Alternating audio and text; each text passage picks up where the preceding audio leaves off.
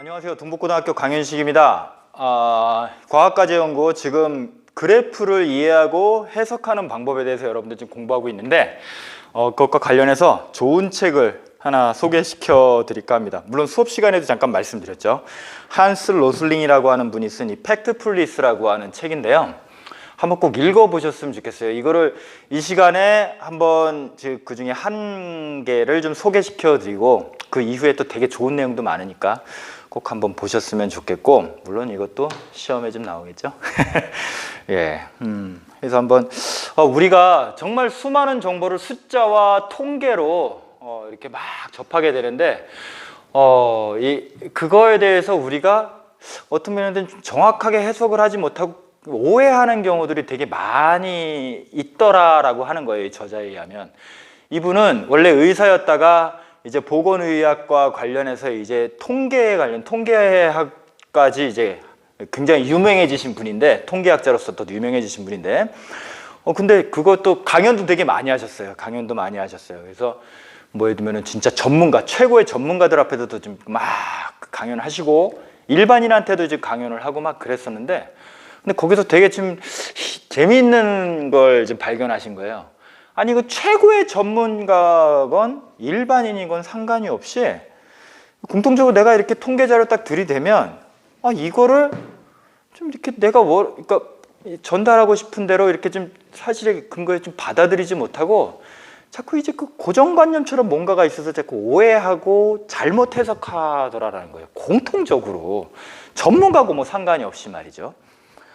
이게 도대체 왜 그럴까? 왜 이런 고정관념처럼 이렇게 자꾸 뿌리 깊게 잡아가서 자꾸 이렇게 세상을 오해하게 만드는 것일까? 이건 도대체 누구 때문일까? 무엇 때문일까? 이렇게 고민하는데 뭐 정부 탓도 하죠. 정부가 어떤 의도로 막 이렇게 이 매스컴을 이용해서 이렇게 광고를 때린다든가 조종을 한다든가, 아니면 뭐 언론 탓도 많이 하죠. 언론이 항상 그 문제야 뭐 이러면서 이렇게 할 수도 있는데, 근데 가만히 생각해 보니까 이것이 어떻게 보면 그런 것 이전에 우리의 DNA 속에 이렇게 뭔가 좀 뿌리 박혀진 어떤 본능 때문에, 어떤 본능에 의해서 지금 현재의 세상을 바라보는데 좀 약간 오해를 하게 만들거나 잘못 이해하게 만드는 그런 요소가 되고 있지 않는가. 그렇게 지금 생각을 한 거죠. 그래서 이렇게 세상을 우리가 바라볼 때 자꾸 이제 자칫 오해하게 만드는, 잘못 해석하게 만드는 이런 본능에 대해서 10가지를 이제 이 책에서 소개를 하고 있어요. 그래서 이러한 본능을 우리가 우리 자신을 이해할 때, 명확하게 이해할 때, 그리고 그것을 이해하고 나 자신을 이해하고 세상을 이제 찬찬히 이제 바라볼 때 사실에 충실해서 이것들을 바라보는 훈련을 열심히 한다면 우리는 좀 더 그 세계의 모습을 조금 더 올바른 모습으로, 좀 더 정확한 모습으로 이해할 수 있게 되지 않을까 하는 뜻에서 이분이 책 제목을 팩트풀리스라고 이렇게 이름을 지은 겁니다. 이거는요 어디 뭐 이렇게 사전에 있는 게 아니고요, 이분이 지으신 어떤 개념이에요. 개념인데 이거를 굳이 우리가 말하는 사실 충실성이라고 이렇게 번역을 하더라고요. 여기서도 우리가 이러한 사실 충실성을, 우리의 본능을 이해하고 그 10가지 본능을 잘 이해하고 사실에 충실한 어떤 이렇게 충실하게 세상을 바라보는 훈련을 계속해서 한다면 우리는 좀 더 세상을 올바르게 이해할 수 있다, 정확하게 이해할 수 있다. 이게 바로 이 팩트풀리스 저자의 어떤 주장이기도 하죠. 정말 전적으로 되게 동감하는. 그래서 이분이 이 책만 쓰신 게 아니고 이 책은 진짜 돌아가시기 직전에 쓰신 거예요. 진짜 하여튼 그거는 또 뭐 나중에 기회가 되면 말씀드리고, 이분이 뭘 또 만드셨냐면, 그래서요 갭마인더라고 하는 이거 제가 소개시켜 드릴 겁니다. 갭마인더라고 하는 재단을 만들고요. 이게 지금 인터넷 사이트에 있어요. 제가 이걸 다음 강의 때 소개시켜 드릴게요. 근데 갭마인더라고 하면 뭐냐면요, 이거를 좀 보시면 되는데, Mind the Gap. 이 런던이나 하여튼 유럽 쪽에 가면 뭐 선생님들 한 분도 보신 적이 있대요. Mind the Gap, 이러한 경고 딱지 같은 게 지하철에 이렇게 붙어 있대요. 이게 뭐냐면 여러분들 아시죠? 이 지하철에 이렇게 딱 기다리고 있으면 그 승강장하고 지하철 왔을 때 그 문 열리는데 그 사이가 틈이 있잖아요. 틈. 거기서 사고도 많이 나죠. 가끔 잘못했다가 그냥 뭐 어르신들 막 이렇게 다리가 빠져가지고 진짜 막 죽을 뻔하기도 하고 막 그런 경우도 있잖아요. 그 갭, 그게 바로 이 갭이라는 거예요. 그래서 거기 경고 딱지가 야 여기 사이에 틈새가 있으니까 거기 조심하시오. 그래서 mind the gap 이런 표시가 있는데 그거를 따서 뭐라고요? 갭마인더라고 하는 재단을 세우셨다 합니다. 여기서의 그 틈은 뭘까요? 뭐와 뭐 사이의 틈? 우리의 고정관념, 습성에 기반한 고정관념 있죠. 여기서 말하는 그 10가지의 본능, 그것과 뭐요? 사실. 사실 또는 우리의 우리 눈앞에 펼쳐진 어떤 세상이라면 요 틈 사이에 이 뭐요? 이 갭. 예, 요거를 조심하자. 이거를 좁히는 노력을 하자. 그런 뜻에서 갭마인더라고 하는 이 재단과 사이트를 만드셨다고 합니다. 여기도 한번 우리가 찾아가 볼 겁니다. 그래서 요 갭을 이 둘 사이를 이해하고 요 둘 사이의 간격을 내 스스로가 좁히는 훈련을 하는 거를 바로 뭐라 하려면은 바로 사실 충실성이라고 하는 거죠. 예, 충실성. 예. 내 고정관념에서 실제 세계가 눈앞에 펼쳐진 그대로를 우리가 이해할 수 있는 이런 훈련. 요거를 이제 사실 충실성이라고 이해하시면 되겠습니다. 그렇다면 좀 궁금하시죠? 과연 우리가 도대체 어떤 본능을 가지고 있길래 이렇게 세상을 많이 오해하는가? 그게 여기 하나하나의 챕터예요. 그래서 보시면요, 요거만 그냥 잠깐 소개시켜 드릴까요? 첫 번째는 간극 본능이라고 해요. 간극 본능. 그 다음에 부정 본능. 딱 제목만 봐도 좀 감이 잡히시죠? 또 직선 본능. 그 다음에 공포 본능. 또 뭐냐면은 크기 본능. 그 다음에 일반화 본능. 그 다음에 운명 본능. 이거를 다 일일이 소개시켜 드릴 수가 없네요. 단일 관점 본능. 근데 여러분들 어디서도 또 익히 들었던 것들이에요. 비난 본능, 그 다음에 다급함 본능. 예. 저는 여기에서도 되게 이제 그게 공감이 많이 가는데, 예. 근데 우리가 지금 이 시간에 저하고 같이 지금 공부할 내용은 간극 본능, 첫 번째인 간극 본능에 대해서만 좀 다루겠습니다. 근데 다 재미가 있어요. 한번 꼭 보세요. 그럼 도대체 왜 이런 게 우리한테 있을까? 왜 이게 자꾸 있어서 자꾸 우리가 세상을 바라보는데 장애물처럼 지금 작용하는 걸까? 근데 말씀드렸듯이 이게 뭐라고요? 이분이 말씀하시기를 본능이라고 얘기했잖아요. 본능이라고. 즉 우리 DNA 속에 박혀 있는 거라고요. 쉽게 말해 뭐 진화론 안 믿는 친구도 있지만 진화적으로 볼 때 예전에는 우리가 예전에서는 또 우리 조상 때에는 그래도 우리 생존에 어떻게 좀 유용한 어떤 본능이었던 것들이죠. 유용한 본능이었죠. 근데 벌써 이제 우리는 얼마나 지금 바뀌었어요. 생활이 많이 바뀌었잖아요. 이때 예를 들면 1만 년 전만 해도 그때는 밖에서 사냥하고 채집하는 이런 생활이었죠. 문명 생활이 아니었잖아요. 1만 년 전만 해도요. 근데 지금 1만 년이 지난 우리 현대는 너무 세상이 달라졌어요. 그렇죠? 다 도시에 살고, 그렇죠? 그래서 외로부터 뭐 동굴에 숨어가지고 막 짐승들이 올까 겁이 나서 막 이런 지금 시대가 아니잖아요. 그렇죠? 예.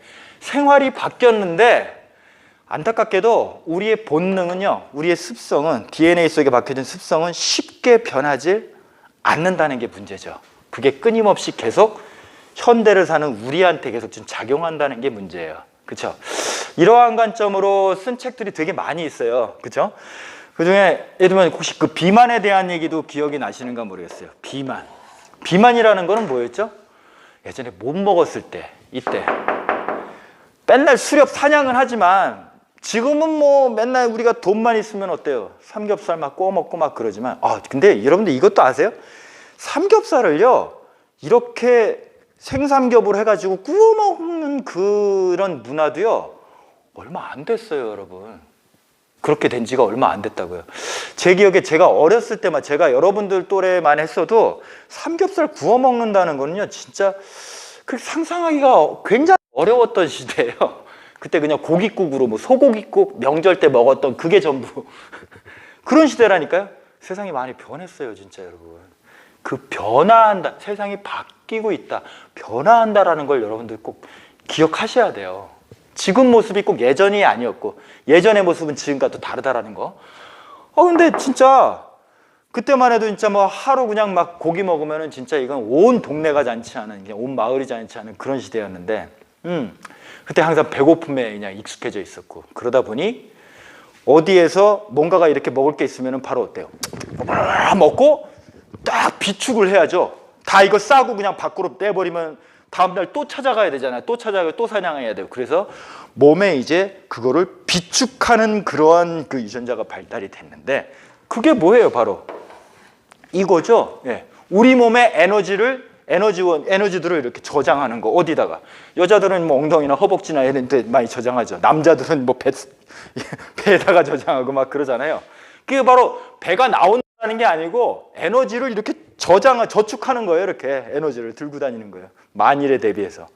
그거를 현대에서는 뭐라고 이제 시작을 해요? 비만이라 그러죠. 예전처럼 이제 굶지 않잖아요. 굶지 않으니까 오히려 더 많이 먹게 되다 보니 그 많이 먹은 거를 또 계속 몸은 예전의 모습을 기억하고 계속 이렇게 몸에다 저축을 하죠. 유전자가 빨리 바뀌어야 되는데, 그렇죠? 예. 저축을 해서 계속 좀 비만이 되는 거죠. 예. 에너지 과잉으로. 이런 것들. 이러니까 어떤 그 예전에는 굉장히 유용했지만 지금에 와서는 꼭 그렇지 않은 이런 습성들이 우리 DNA에 좀 박혀 있다라는 거예요. 그것 중에 하나를 한번 살펴보자. 이런 것이 바로 한스 로슬링의 이 책의 내용입니다. 자, 이제 그 10개의 본능 중에 딱 한 가지만 소개시켜 드리겠습니다. 근데 이 간극 본능에 대해서 말씀드리려고 하는데, 이거는 어떻게 보면 지금 그 이 책 전체의 어떤 가장 중요한 그 전체적인 그림을 그려주는 장이기도 하고요. 그 내용들이요. 되게 중요한데, 간극 본능은 딱 느낌이 오시죠? 간극. 그러니까 극과 극. 우리가 어떤 그 본능을 좀 가지고 있냐면, 세상을 어떻게 하냐면 항상 세상을요, 둘로 나누는 그런 본능이 있다 하는 거예요. 둘로 항상. 다 동의하시죠? 정치적으로 뭐예요? 좌파, 우파. 그 다음에 또 뭐? 공산주의, 자본주의, 부자, 가난한 자, 그리고 어때요? 남과 여. 항상 이렇게 그냥 아주 단순하게 세상을요, 둘로, 그리고 또 그 양극단으로만 지금 생각하는 이 본능. 요게 바로 이제 간극 본능이라고 한다. 이렇게 로슬링을 얘기합니다. 이거 우리는 보통 요걸 뭐라고도 얘기하냐면 이분법적 사고라고 하죠. 네, 이분법적 사고라고 하는데, 왜 그러니까 우리가 딱 쉽게 모든 사물을 좀 판단할 때 딱 양극단이에요. 이거, 저거. 여러분 느끼시죠? 네. 현실, 천국, 지옥, 뭐 이런 식으로. 중간이 없어요, 중간이. 그러니까 얘기하는 거예요. 뭐라고요? 결론적으로 얘기하면, 그래서 우리는 어때요? 중간을 꼭 바라보라. 이게 사실은 결론인 건데, 야, 그럼 잠깐만요. 이게 본능이라 그랬죠. 이게 왜 생겨났을까요, 우리한테는요? 그러니까 우리가 그러니까 참 재밌는 게, 우리는 뭐냐면요, 약간 뭐랄까요, 극적인 거, 우리가 좀 반응하는 거잖아요. 생각해보세요. 확 우리의 주의를 끄는 거 한번 생각해보세요. 되게 극적인 거 있죠. 아니면 막 내가 예상하다가 예상치 못한 어떤 반전이 딱 일어날 때, 그런 거 되게 극적인 거를 되게 좋아하죠. 그리고 이게 또 하면 양극단으로 가는 게 되게 분명히 뭔가 뚜렷해 보여요. 양극단에 뭐 아니면 뭐, 그쵸? 그러기도 하고, 좀 이게 딴 얘기 같지만은 또 우리가 감정적으로 확 갑자기 주의를 끌고 반응을 하게 되는 게, 내가 보기엔 이거 같아요. 나중에 공포 본능 나오거든요. 공포 본능. 공포에 직면했을 때 쫙 우리가 긴장하고 주의가 쫙 끌어지죠. 또 극적인 거에 되게 밋밋한 거는 다수가 중간에 있다 그러면 별로 이렇게 느낌이 주의가 잘 안 들어와요. 그렇죠? 왜 그럴까? 이것도 한번 그냥 이건 제 뇌피셜이에요. 그냥 보면 우리가 수렵 채집할 때 이런 게 있는 거예요. 막 이렇게 혼자서 조금 약간 혼자 떨어져가지고 다른 동네에 떨어져가지고 막 이렇게 뭘 채집하고 이렇게 하다가 갑자기 저쪽에서 부스럭 소리가 납니다. 부스럭. 그럼 우리는 어떻게 해야 됩니까? 갑자기 평범했던 것들을 확 부스럭 그 소리가 나죠. 그러면은 대번에 우리는 뭐 해야 돼요? 둘 중에 하나만 생각해야 되는. 어떻게? 도망갈까? 아니면은 저거를 어떻게 조사해 볼까? 알아볼까? 그쵸? 아니 도망갈까? 도망가지? 말까? 두 가지를 결정을 해야죠. 그쵸? 이게 여기 중간에 뭐 다른 게 있을까? 이런 생각할 겨를이 없어요. 그거는 이제 도망가고 나서 이제 그 상황이 벗어나고 나서 이제 생각하는 거지, 그치? 항상 이런 거에 익숙해져 있는 거지. 어떤 색다른 어떤 변화에 딱 민감하고 그러면서 어때요? 거기에서 양 둘 중에 하나를 반드시 선택해야 돼요. 빠르게 선택을 해야 돼요. 안 그러면 괜히 거기서 머뭇거리고 있다가 어떻게 진짜 호랑이로 탁 튀어나오면 난 X 되는 거지. 지읒되는 거지. 지읒되는 거. 그렇죠? 항상 그런 습성에 있던 그런 사람들이 바로 그 극단적인 상황에서 가 말어 요거를 빨리빨리 결정했던 그 사람들이 생존에 좀 더 유리했었던 것이고 그때 당시에는 그래서 그러한 조상들이 또 자손을 낳고 그 자손이 또 자손을 낳고 그래서 우리한테까지 오고 그게 좀 우리한테 이 DNA로 좀 남아있는 것이 아닐까. 근데 지금은 물론 이제 굉장히 그 극적인 상황 그런 상황들도 많이 존재하지만 근데 우리는 지금 그런 위험이나 어떤 신체적인 위험에서 많이 벗어났잖아요. 그래서 이제 좀 양극단보다는 이제 그런 것들을 하여튼 습성으로 지금 이렇게 남아 있는 것 같아요. 근데 이렇게 양극단에 있는 그런 것이 아까 얘기했지만 뭐냐면 그 사이에 있는 것들을 너무 이쪽이면 치우쳐 있는 나머지 사이에 있는 것들을 바라보지 못하게 하는 그러한 우리의 어떤 시각을 이렇게 제한시키는 그런 요인을 많이 가지고 있다. 이렇게 지금 얘기하는 거죠. 실제 그렇게 하죠.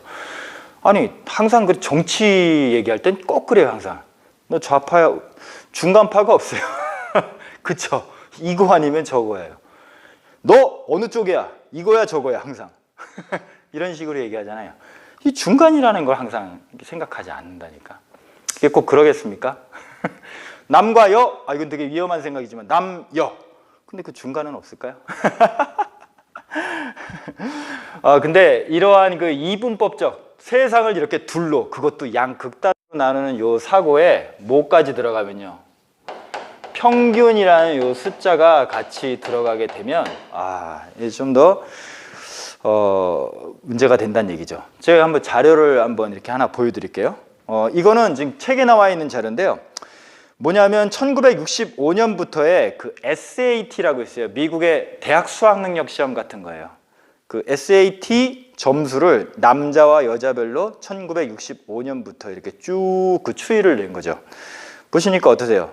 남자는 얼마? 평균이 거기 써 있는 남자가 527. 그다음 여자가 얼마? 496. 이렇게 나와 있죠. 근데 이 수치, 이 평균만 딱 보면 보는 게 아니고, 와, 되게 보면은 평균 딱 봐도, 30점 차이가 나? 이거 간격이 되게 큰데, 이 둘 사이에 아주 간격이 큰데? 이렇게 좀 느껴지실 수 있죠. 거기에다가 이 그래프 한번 보세요. 어때요?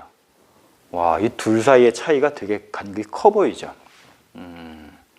일단은 남자, 여자라고 일단 구분을 딱 해놓고, 거기에 대해서 평균을 평균이라고 하는 거는 어떤 집단적인 것으로 집단적인 관점에서 바라보는 거죠. 전체의 평균. 527점, 496점. 그러니까 남자와 여자는 많이 차이가 나는구나. 이런 인식을 주게 되죠. 그렇죠? 그런데 제가 그 그래프 해석할 때 그 세 가지를 좀 유념해서 보라고 했던 것 같아요. 크기, 기울기, 변곡. 근데 그 크기에서 항상 뭘 보라고 했냐면은 Y축의 그 스케일을 한번 좀 보라 그랬죠. 유념해서 보라 그랬는데 잠깐만요. 그 두 번째 그림 한번 보세요. 지금 보시죠. 느낌이 어떠세요? 첫 번째 그림과 두 번째 그림 차이가. 예. 하나는 저 위에 그림은 딱 그 500, 400점 위에 있는 것만 똑 떼가지고 그 스케일을 좀 벌려놨을 때 그림이에요. 근데 아래 그림은 뭐죠? 0점에서부터 600점까지 스케일을 놓고 정식으로 놓고 거기에서 남자와 여자의 변화 추이, 점수 평균 변화 추이를 지금 보는 거죠. 느낌이 어떠십니까? 간극이 상당히 그렇게 크지 않다라는 게 딱 느껴지시죠? 예. 이렇게 그래프에 Y축이 어떻게 되는가 항상 유념해서 그 크기의 스케일을 또 보라고 얘기했는데 이렇게 또 차이가 나요.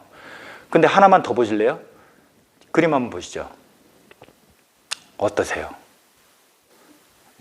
평균만 봤을 때하고 이 그래프 봤을 때하고 확실히 느낌이 다르죠. 차이가 거의 없어요. 겹쳐지는 부분이 너무 많잖아요. 그렇죠? 그래서 어떤 한 그러니까 어떤 그 집단을 이렇게 나눌 때 양극단으로 구분을 하고 거기에 또 그 집단의 어떤 특성이 된 평균을 가지고 비교를 했을 때 우리가 그 평균들, 그 두 집단 사이에 또 양극단 사이의 어떤 차이를 이렇게 드러내고 그거를 이렇게 우리가 파악할 수도 있지만 그러나 또 중요한 건 뭐예요? 또 하나 또 우리가 더 봐야 되는 건 그 중간에 있는 다수를 봐야 된다는 얘기죠. 그래서 책에서는 이렇게도 얘기합니다. 평균과 함께 뭐를 보라고요? 분산을 보라. 분산을 보라. 평균과 함께 분산을 보라. 예, 평균이라고 하는 거는 어떤 집단적인 특성을 지금 보게 된다면 분산이라는 거는 뭐예요? 그 집단에 속해 있는 개개인에 집중하는, 이게 집단에 집중하는 것이라면 분산이라고 하는 거는 그 집단에 속해 있는 개개인이 어떻게 퍼져 있는지를 집중하는. 예. 그렇게 보면은 또 어때요? 예. 지금 이 그림이 확실히 좀 달라 보이죠. 사실은 거의 간극 차이가 없다라는 것이라고도 얘기할 수 있지 않겠습니까? 예. 이러한 것들이에요. 우리가 너무 양극단으로 좀 생각하고 두 개의 어떤 대립구조 같은 어떤 그런 구조로 사고하는 그런 경향이 있는데 실제로는 그러면서도 놓치는 것이 뭐냐면 바로 중간에 다수를 고려하지 않는다라는 그 사실이죠. 예. 다시 한번 말합니다. 평균은 집단의 차이를 보게 하지만 분산은 어때요? 그 집단 속에 흩어져 있는 개인들한테 집중한다. 그래서 항상 이 책에서는 얘기합니다. 평균으로 비교하는 것을 항상 좀 주의해서 보라. 굳이 보려면 어떻게 하라? 평균과 함께 그 집단 내 구성원들이 흩어진 정도, 그 분산을 같이 보라. 그리고 극단적으로 비교하는 것을 조심하라라고 지금 얘기합니다. 극단적으로 비교하는 거 조심하라고요? 예. 한번 얘는 두 가지, 한번 또 있는데요. 여기 또 나오는 게 브라질 예가 있어요. 브라질이 경제적인 불평등이 심하다고 보통 우리 얘기를 많이 하는데 이런 보도가 있습니다. 상위 10%가 전체 소득의 41%를 차지한다. 와, 상위 10%, 41%, 10%, 41%. 이야, 이거 어마어마한 불평등처럼 보이시죠? 그렇지만 이렇게만 지금 보지 마시고 어떻게 하라고요? 전체의 분포를 한번 생각해 보라는 거예요. 자, 다음 그림 한번 보시죠. 이게 지금 현재 브라질의 각 소득 순위별 어때요? 그 분포를 지금 나타내고 있습니다. 거기에서 제가 지금 하나 이렇게 간단하게 그릴게요. 이렇게 지금 나오죠. 우리가 익히 잘 알고 있는 정규 분포예요. 근데 우리는 항상 어디를 항상 주로 얘기를 해요? 항상 극적인 거 좋아한다 그랬잖아요. 양극단을 되게 좋아하죠. 그래서 여기 상위 10%가 어떻다고요? 41% 사용한다 하지만 근데 실제로 전체 브라질 인구의 분포를 한번 보세요. 여기에 이제 한스러스링의 기준으로 좀 본 건데 여기는 1단계에 속하는 경제 기준이고 여기는 2단계, 여기 3단계, 4단계인데 진짜로 하루 먹고 살 게 없어서 이제 굶어 죽는 정도의 어떤 그런 극빈층은 바로 여기 정도이고, 대부분은 어때요? 다 그래도 먹고 살 만한 사람들이 여기 다수를 차지하고 있다는 걸 볼 수 있죠. 예. 뭐 소득 수준이 실제로 진짜 이렇게 차지하고 있을 수 있어요. 그러나 브라질 전체적으로 봤을 때는 어때요? 다 많은 경우 먹고 살만하다라는 거죠. 사람들이 다 그래도 자기 생활을 경제적으로 풍족하지는 못해도 잘 영위할 수 있는 정도의 소득 수준을 가지고 있다. 많은 사람들이 이 다수를 보라라고 하는 거예요. 그래서 양극단으로 봤을 때 항상 우리는 또 어디에 좀 치우치기 쉬우냐 그렇게 얘기했을 때 두 번째 사실 그 부정본능이라고 하는 게 있는데, 항상 그러면서 이래요. 아유 진짜 이 경제적 불평등이 점점점 심화되고 있어 라고 이제 우리는 항상 그 사물을 대할 때 긍정적이기보다는 부정적인 경향으로 해석하는 그러한 어떤 습성들이 또 있다라고 하는 게 이제 부정본능인데, 근데 그럴 때 우리에게 우리가 좀 현실을 다시 한번 바라볼 수 있게 만드는 것이 뭐예요? 바로 이 분포곡선이죠. 분포곡선. 생각보다 그래도 브라질은 참 먹고 살 만한 그런 사람들이 꽤 있다. 예. 수치가 있잖아요, 수치가. 예. 그래서 지금 그 한슬 로슬링은요, 우리가 또 그 나라들을 구분할 때 항상 이렇게 이분법적으로 구분하는 경향이 지금까지 너무 많았다는 거예요. 부자 나라 아니면은 가난한 나라. 그 뭐요? 선진국, 개발도상국 또는 후진국, 이렇게 항상 두 개로 나뉘었는데 그렇지 않다라는 거예요. 그 양극단뿐만 아니고 중간에 뭐요? 중간에 정말 수많은 그 나라들이, 중간에 있는 다수의 나라들이 있다라는 거죠. 그래서 우리가 현실을 좀 제대로 바라보기 위해서는 이런 양극단으로 보는 게 아니고 소득 수준을 4단계로 좀 우리가 나누어서 보는 게 좋겠다. 그렇게 해서 제안하는 게 바로 그 세 개의 그 소득분법 4단계 구분법입니다. 요거는 여러분들 꼭 기억해 두시기 바랍니다. 세 개를 소득 수준으로 나눌 때 4단계로 구분할 수 있다.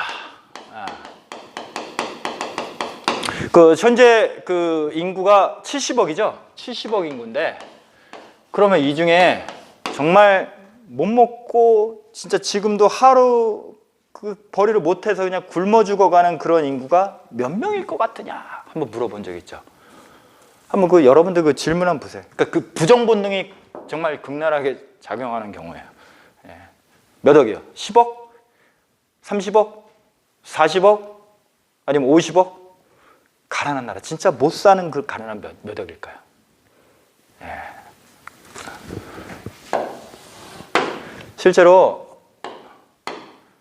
1단계, 2단계, 3단계, 4단계 이렇게 할 때 정말 가난에 허덕이는 나라지만 하루 벌어 하루 먹고 살기가 힘든 나라, 그 나라에 있는 인구는 약 10억 정도가 있다고 합니다. 이 단계를 좀 벗어나서 어느 정도 생계 유지를 할 수 있는 충분한 능력이 있는 나라가 약 30억 있고요. 그 다음에 4단계까지 이제 부유한 나라로 진입하기에 어떤 도상에 있는 그 과정 중에 있는 나라가 20억, 그 인구가. 그 다음에 우리가 이른바 부유하다라고 하는 그 인구, 그게 바로 10억. 10, 30, 20, 10 이 정도가 지금 있다라고 하는 겁니다. 맞추셨어요? 예, 10억이라고 진짜 맞추셨어요? 만약에 이거보다 더한 것이었다면 여러분들의 부정본능이 작용하고 있다라고 이제 얘기를 하는 겁니다. 예, 이 단계를 어떻게 지금 구분했는가, 이게 좀 되게 중요한데요. 여러분들 꼭 기억해 두시는 게 좋을 것 같아요. 세상을 바라보는 새로운 시각이라기보다 이렇게 바라볼 때 세상을 좀 더 우리가 더 잘 이해할 수 있지 않을까 하는 이 시각을 한슬 로슬링이 제공하는데, 일단은 1단계는 이미지로 이렇게 그려보라고 하는 거예요. 이게 겟마인더에도 이제 달러 스트리트라고 하는 곳에 이제 그 사진들이 있는데 이미지로 그리는 게 되게 좋아요.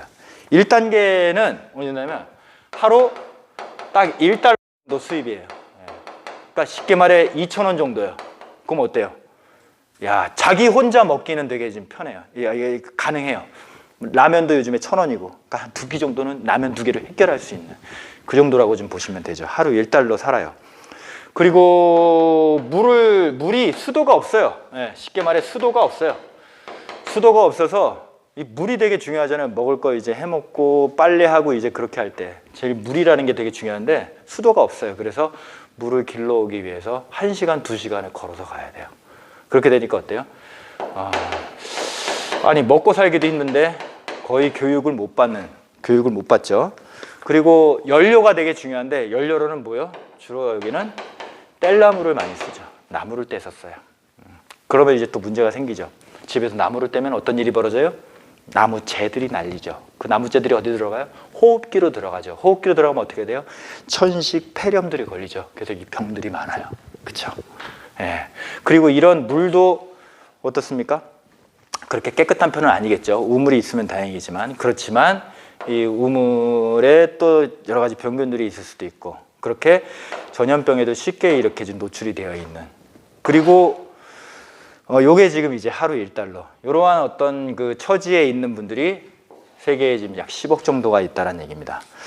자, 2단계로 가볼까요? 2단계는 조금 더 나아요. 요거보다 훨씬 생활수준이 나아요. 하루에 이제 4달러를 벌어요. 그러면 약 10,000원 정도 된단 말이죠. 10,000원이면 어때요? 예, 충분히 좀 어느 정도 좀 먹을 만한 것들 내가 좀 사 먹을 수도 있죠. 사 먹을 수 있지만 또 이렇게도 할 수 있죠. 자기가 마음만 먹으면 조금 돈을 모을 수도 있어요. 모아서 이제 뭐 사죠? 신발을 살 수도 있고요. 또 뭐요? 신발을 또 사서 신발을 신고 다니기도 하고 가끔씩 돈을 더 많이 모아서 자전거를 타고 이제 물을 기르러 갈 수가 있어요.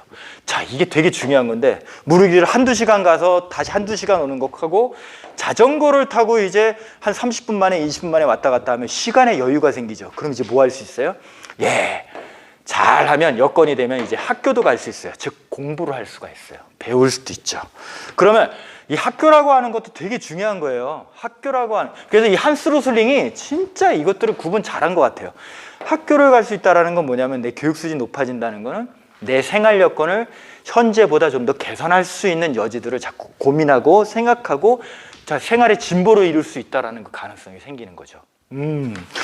그러기도 하고 여기에 이제 전기가 들어오기도 합니다. 전기가 들어와요. 그러면 이제 어떻게 하죠? 수도가 이제 나올 수도 있어요.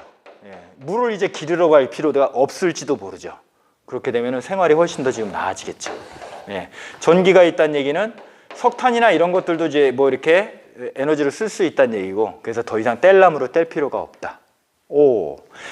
3단계는 지금 어떻게 할까요? 3단계는 2단계에서 3단계로 이제 그 소득 수준이 좋아지려면 4달러니까 8달러요? 그렇지 않대요. 적어도 수입이 내 수입의 한 4배 정도는 올라야지 내가 좀 생활이 좀 나아졌구나. 이렇게 지금 생각한답니다. 하루 50만 원 버는 사람이 100만 원을 더 받았을 때는 어때요? 우와, 진짜 좋죠. 근데 100만 원을 받는 사람이 하루에 10만 원을 더 받아요. 110만 원을 받아요. 그러면은 조금 기분은 좋겠지만 그렇게 큰 변화를 느끼지 못하죠. 아니면은 500만 원 받는 사람이 예를 들면은 뭐 50만 원을 더 받는다. 그것도 그렇게 크게 느끼지 않는데 500만 원 받는 사람이 어때요? 1,000만 원을 받거나 2,000만 원을 받는다 그러면 이제 생각하는 게 완전히 생각하는 게 달라져요. 그래서 보통 이제 4배로 보통 치더라고요. 4배. 그러니까 여기는 한 32달러 정도죠. 아닌가? 16달러. 죄송합니다. 16달러죠. 16달러로 이제 보는 거예요. 그러면 약 하루에 일당이 얼마? 한 3만 원, 4만 원 정도. 이러면 좀 더 여유가 생기죠. 그래서 뭐 해요? 저축을 제대로 할 수 있게 돼요. 그래서 자본 축적을 할 수도 있죠. 그거 가지고 뭐 할 수도 있어요? 자녀들을 공부를 더 많이 시킬 수 있어요. 교육비에 투자할 수 있죠. 그러면 이 정도 되면은 이제는 고등학교까지 가면서 어떻게 됩니까? 고등학교까지 가게 되면 이제 좀 굉장히 고급 인력이 되니까 도시로 가서 이제 취직도 할 수 있는 거죠. 생활의 여건이 훨씬 더 지금 나아지는 거죠. 그리고 냉장고를 이제 집에다가 들여놓을 수 있어요. 냉장고 여러분들 되게 중요한 거예요. 냉장고가 없는 것과 냉장고 없는 삶과 냉장고 있는 삶. 냉장고가 있으면 어떻게 됩니까?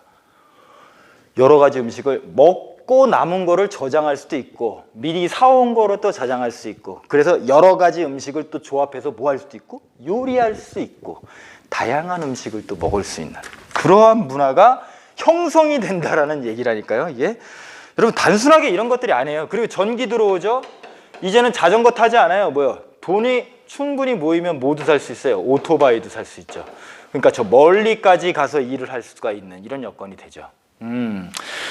그리고 4단계로 가면 이제 이때는 하루에 뭐요? 32달러.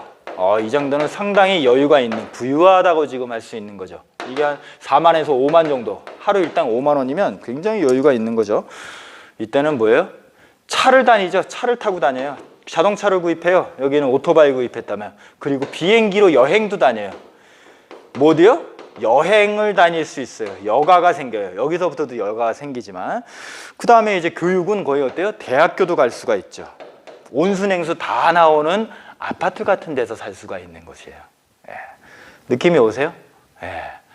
그래서 요렇게 지금 세계를 4단계로 지금 낸다. 우리나라는 어느 쪽에 있을 것 같습니까? 예.